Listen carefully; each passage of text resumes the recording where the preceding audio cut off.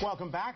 Time now for our Powerhouse Roundtable, and while this forum's not necessarily my bailiwick, to steal a Michael Putney prose, I am comforted to know that we have some very informed and engaged guests to carry the day. We are glad to welcome back Nancy Ancrum, the editorial page editor of the Miami Herald. Marc Caputo is the Florida correspondent for Politico, and he also writes the daily Political Florida Playbook. And joining us for the first time is Robert Chalwell. He is a professor at Broward College as well as a consultant.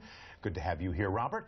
And finally, last but not least, Tangela Sears is a well-known community activist in Miami with a big social media following, especially on Facebook. After she lost her son, David, she started a group called Mothers of Murdered Children and is an advocate for victims. Thank you all for coming in today. It is pretty cozy here. We've got a full table, as we like to call it, Powerhouse. Let's start in New Hampshire, where Donald Trump and Bernie Sanders are both leading in the polls, but my guess is that this panel is chomping at the bit to talk about last night's GOP debate. So let's start there. Mark, let's start with you. Who were the big winners and the losers? Rubio choked. He did? Yeah, well, he's supposed to be the guy who has all of the answers, and you can ask him any sort of question and he can inspire. And what happened is Christie went right at him and said, this is the boy in the bubble. He's the robot who keeps saying the same thing over and over again. And it's pretty remarkable if you play the clip where no matter what it is that Christie is saying to Rubio, that Rubio keeps coming back to this bizarre talking point, or maybe it wasn't bizarre, but in context it was bizarre, talking point that, oh, Barack Obama wants to fundamentally change the nation, et cetera, et cetera, et cetera.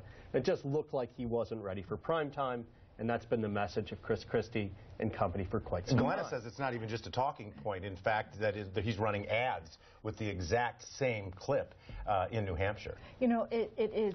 I saw exactly, you know, the elementary schoolyard at lunchtime, and the bully just going after the weak guy who really should not have been the weak candidate going into this. It was really Rubio's to lose, I think. But, you know, our editor this week after the Iowa caucuses said that Rubio, we declared him the winner. Really, the unofficial winner. However, we said he is going to have to get beyond savvy, superficial glibness in his answers. As Mark said, ask him any question and he inspires, but he doesn't illuminate. He does not illuminate, nor does he directly answer questions that are put to him. Well, Christie stole Rubio's lunch money. We've got that. Right.